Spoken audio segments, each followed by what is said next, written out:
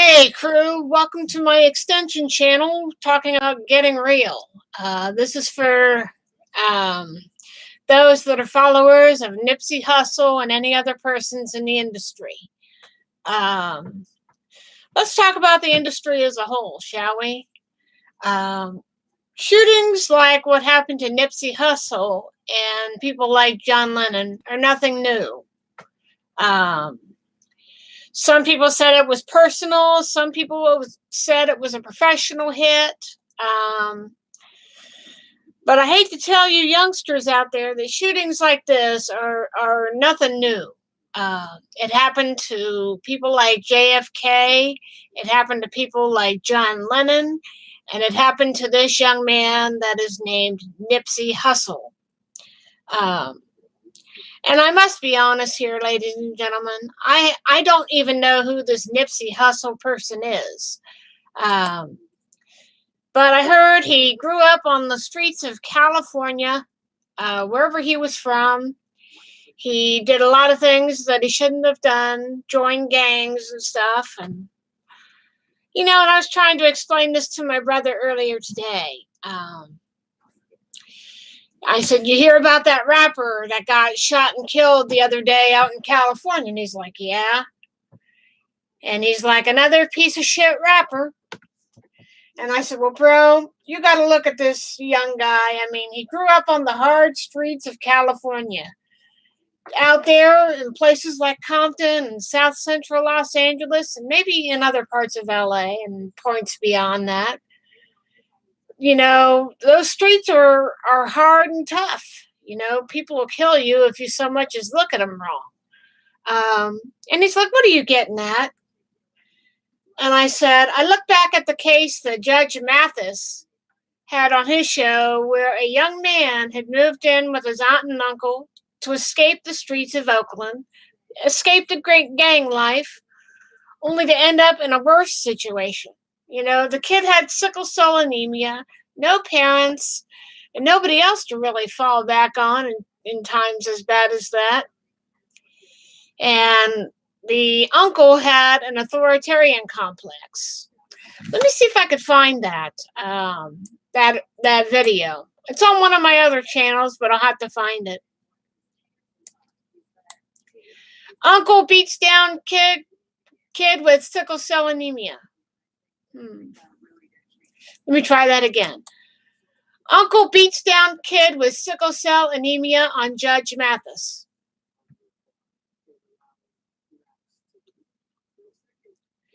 Yeah, here's one. From Warner Brothers proper. But I have this on another thing here. Judge Mathis cries. Yeah, we're gonna go for this. Okay, we're gonna go on one of my other channels. This deals with an uncle that has an authoritarian complex. I moved out. Who would beat down his little nephew. I think he was about 15, 16 at the time, and this was back in 2003. But I'll play the soundbite here, and you guys can watch it if you want to. But, I was trying to explain to my brother earlier that people that grow up in the hard streets of California, some of them come up in pretty bad situations. Look at the story of NWA for a minute. And I said to John, when NWA was popular, nobody died when they heard their music. Nobody died. Nobody went out and shot up cops when they were playing their music. NWA spoke of things like their reality, dealing with nasty cops in the neighborhood and black police showing out for the white cop and trying to be like the white bread cop themselves. And a lot of them faced bigotry, hatred, and some even had to deal drugs in order to survive. Look at Biggie Smalls, Notorious B.I.G. Remember him?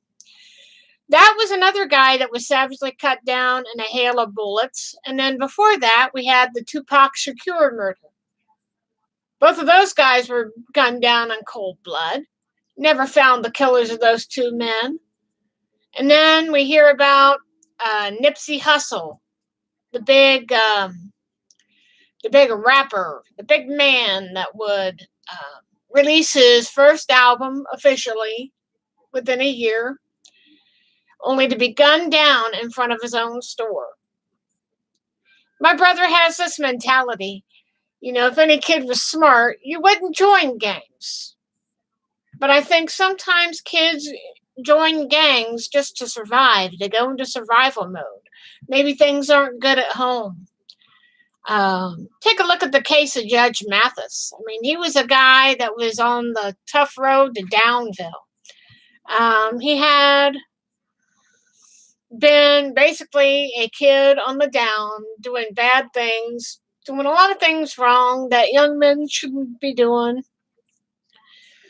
You know, when he heard his mom was dying, he's like, holy crap. He says, I got to get my act together. I got to get out of this.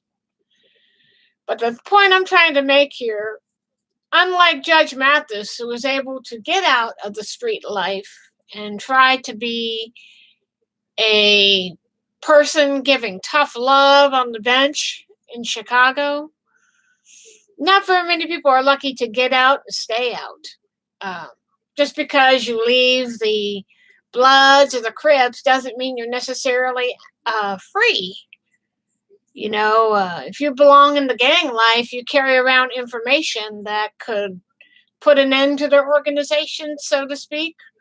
Or the certain members of groups would get mad if the person was trying to make a difference in their community, get kids off the streets and away from drugs and getting them involved in things like science and art and getting them into college. You know, what happened to that young man a few days ago shouldn't have had to happen because, you know, only fools go around carrying guns and blowing people away. You know, that's just it. People that do that shit, they're no worse than the mobs that were taking over New York City. They are no worse than those scumbags. You know, and all because the Bloods or the Crips wanted to be an asshole, they shot dead a 33-year-old that was trying to do the right thing. Get out of that thug lifestyle and be a positive influence for our kids. Besides, who else is gonna be the positive influence on our children? Sure as hell ain't gonna be our president. You know, and the scary thing is,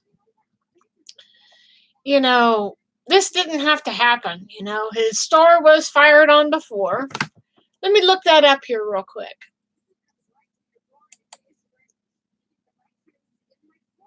Nipsey Hussel update.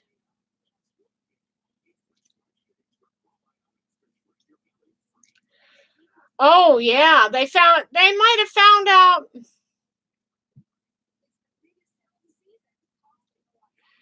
Let's see. They were saying over 32 minutes ago, Nipsey Hussel slang tied to dispute with subject. Video of shooting emerges from the LA Times.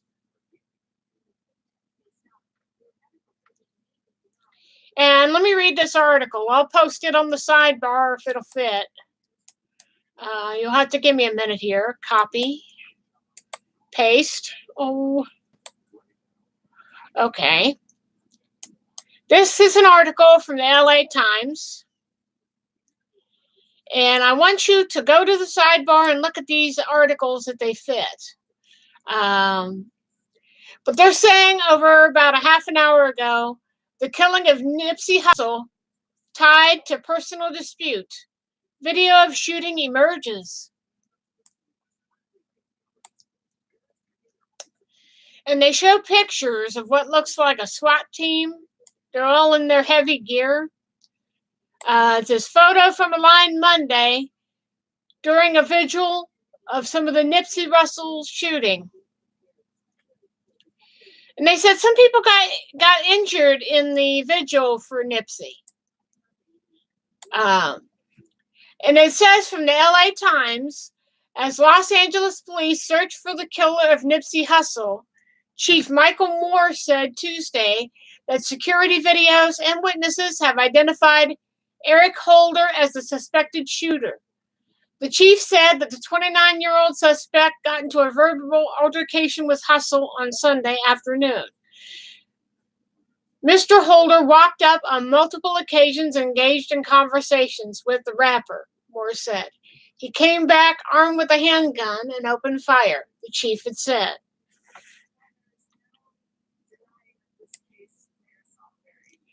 Moore said investigators believe that the shooting was a result of a personal matter between the two, but would not elaborate. Moore and LA Mayor Eric Goretti both acknowledged the recent attack. Moore and LA Mayor Eric Goretti both acknowledged the recent uptick in violence, particularly in South Central LA. Noted that Hussel's legacy was one of peace. So what I'm trying to say here is the mayor and Moore both acknowledged a recent uptick in violence in the South Central LA area, but noted that Hussel's legacy was one of peace. Quote, Nipsey Hussel represents the enormity of the lives we have lost, Moore had said. Moore said that no one should shelter Holder or the female driver of the getaway car in which he allegedly fled. Moore urged the gunman to surrender. And as this graphic surveillance camera video shows a gunman walking up to Hussel and the two men standing in front of the shop the rapper owned in a Slauson Avenue strip mall. The gunman then opens fire and Hussel fell to the ground and two other men run from the gunfire. Nipsey Hussel was an artist who touched our city and lives far beyond the city of angels, throughout the country and around the world, Garcia said. The mayor said that the worst way to answer to the killing was more violence, and he hopes that the community comes together to achieve the goals the rapper set in his recent years. This is about young people of color being able to have opportunities in their lives, he said. They say that he was an advocate for the young people of this city and the world to lift them up with the possibility of not being imprisoned by where you come from or past mistakes, but the possibility of what comes for the future.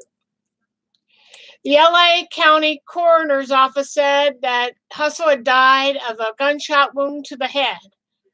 Holder was seen in a vehicle, four-door, 2006 Chevy Cruze with the license plate number 7RD.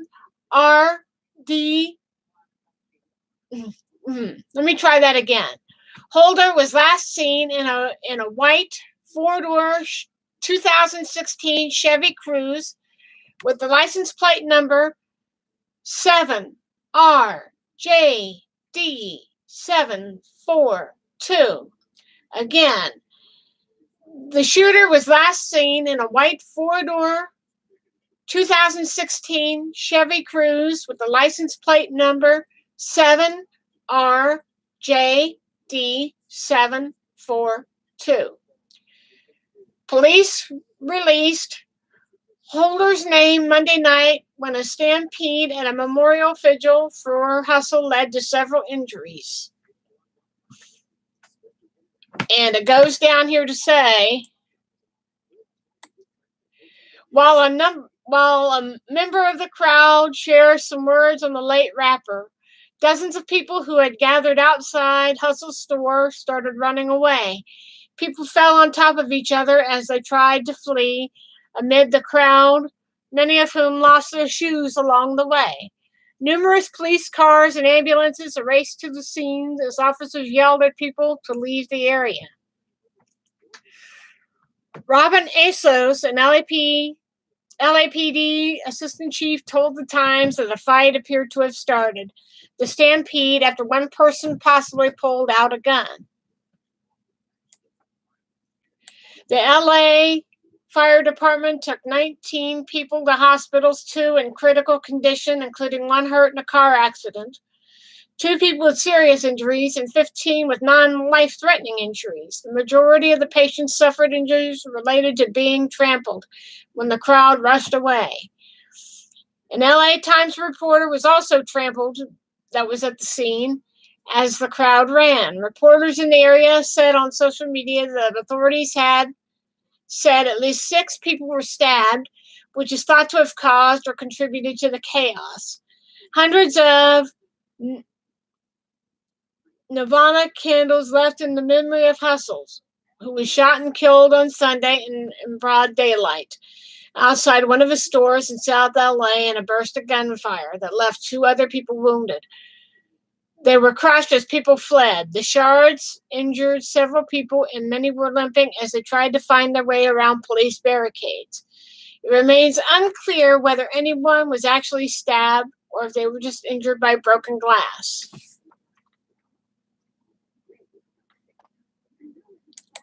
Hussel had made no secret of his early life in a street gang, saying in a 2014 interview with YouTube channel Vlad TV that he had joined the Rollin' 60s, a notorious Crips gang clique, as a teen.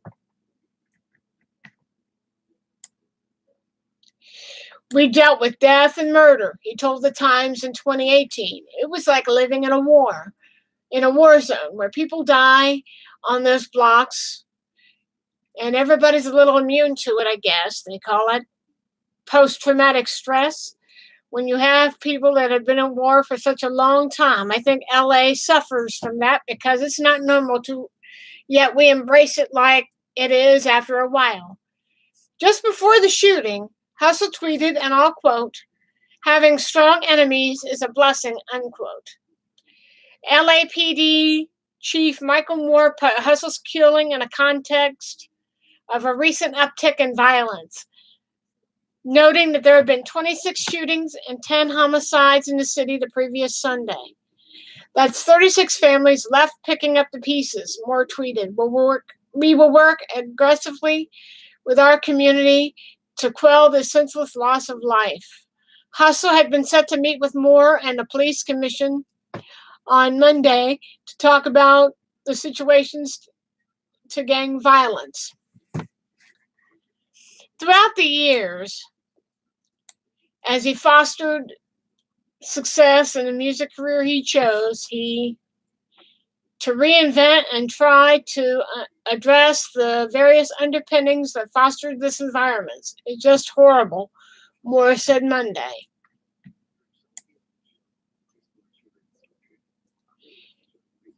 And it's really sad. Like I said, very many people that get into the gang life, they decide to get out, and they try to do the right thing by getting kids off the streets and involved in science and maybe mentorship programs. Sometimes the Bloods and the Crips or whatever gang that they were once affiliated with might not like that idea. And because of that, a 33-year-old guy was shot dead, and people that went to eulogize this man, some of them wound up getting badly hurt, some critical. And it's sad, Stuff like this has been going on for years. It happened with JFK, it happened with John Lennon, and it happened with Nipsey Hussel today, over the past couple of days. And let's go back to John Lennon. I know a little bit about that. When he died was December of 1980. He was riding high on the success of Double Fantasy, his recent album at that time. But he went to a recording session to help his then wife Yoko complete some songs. I think one of them was Walking on Thin Ice. They were at the record plant late into the night, and then they left. They decided to go home, and as John Lennon walked up the breezeway, an assailant stood in a combat stance and shot John Lennon several times in the back. Even though the police came to the rescue and tried to save this man, they took him to Roosevelt Hospital in New York, where he was later pronounced dead from his very traumatic injuries, leaving Yoko to quell the PR people of the hospital. She wanted to get home and tell her youngest son that his father would not be home. And it's terrible. And as they took John Lennon to the hospital, one of the security guys said, "Do you realize what you've done?" And this punk, I'm not even going to give the name. I'm not going to give the shooter the time of day. The guy said, and I quote, "I just shot John Lennon." Crazy like things is like this have been going on for a lot of years, whether you're in a gang or whether you're famous. Things like this have been going on for a long time, and it's sad. A guy tries to turn his life around and he gets his head blown off. How cold. I think back to what Judge Mathis had said back in the day. I'm going to play a soundbite of that video, and if you want to watch it, it's in the sidebar. But let me cue it up and we'll play it, and I want you to hear what this uncle tells his own nephew. And it's really sad. And then you'll hear Judge Mathis throw down his pen and give the uncle a riot act. Let me play this clip here. I moved out to St. Louis, Missouri with my aunt and my uncle. You moved there from where? From Oakland, California. It was too many problems in Oakland and stuff, and I was going through a lot of problems out there. I wanted to live a good life. Trying to get away from the tough streets of Oakland. Exactly, Oakland, California. So what happened when you moved in? All right, I moved in with my uncle and my aunt, and our relationship was fine up to June. Or one morning he busted in my room, talking about busted open the door, talking about turn the music down or something. Music was real low. Asked me, I said, "Excuse me, you could have knocked." He said, "I could have knocked." He said, "This is my house. I don't have to knock about nothing." People went and grabbed the big stick that he used to beat the dogs with and put it and was like, Your Honor, that is a lie. He was running around between 6 and 7 a.m. Keep running in and out of my bedroom talking about, "Oh, I'm too tired. I don't want to go to work. My sickle cell is acting up. I can't go to work." You got sickle cell anemia? But he goes out. He went out every night. And I don't even want to talk to you, man. You disrespectful. How many times I told you the number one rule: no man is a bigger man than me in my house. And I said, "You open your mouth again, we can take it outside." Your I Honor, let him know right then and there. Your Honor, that's the truth. This dude is crazy. He threw a knife at me. That's not crazy. That's defending my house. You would have. I'm your nephew, man. You're not nothing to me. I understand that now. I understand that now, Tony. I understand I'm not nephew you now because you hurt my feelings. You know more of this. Hand me a piece of tissue, man. This damn young man moved from the streets of Oakland to escape the gangs, plead out to you for help. You let him move in there, knowing what he done went through all his life. He running from the street gangs. How many young people run from the street gangs and try and escape? None. Most of them stay there and try and survive and kill each other or destroy themselves. We got sickle cell anemia, no parents. And yeah, I'm crying because I see myself in it. There's one thing to give a young man tough love, but where's the love? All I hear is toughness. And I wish to God I could find that whole case and find out what happened to that young man. Judge Mathis is right, and that's what I was trying to explain to my brother earlier today. My brother has this mentality. Oh, well, it's just another if I may use the word here. You know, in his mind, he says, oh, well, it's just another nigga dead. But I said, John, you don't seem to understand. I said, I have a clip on one of my channels that talks about a young man who fled the streets of Oakland to go live with his aunt and uncle. And, you know, the uncle has a big, bad authoritarian complex and just treated him like crap. You know, and then he says to his uncle at one point, he says, I'm your nephew, man. And his uncle says, you're not nothing to me. You go back and watch this live stream and you'll hear the sound piece. But I want you to look at how hard some of these young men try to get out of Oakland to escape the gangs and escape the violence. Some are lucky to get out, some are not. And as I get ready to close this out, I'll probably get back on by 8 o'clock tonight, but I don't know. But Nipsy Hussel is, he passed away here the other day. And a lot of people have gotten hurt at some vigils for him. Hopefully they'll be okay. They figured out who may have caused the shooting in the first place. It was over a dispute. The guy left, came back with a gun, and blew this guy away. But, you know, oftentimes when you think you leave a gang, chances are they may come back to get you. And I believe that's what happened here. You know, trying to do good is not good in the eyes of the Bloods or the Crips. Think about it. But just in case I didn't put that link to Judge Mathis in the sidebar, I'm going to post it again.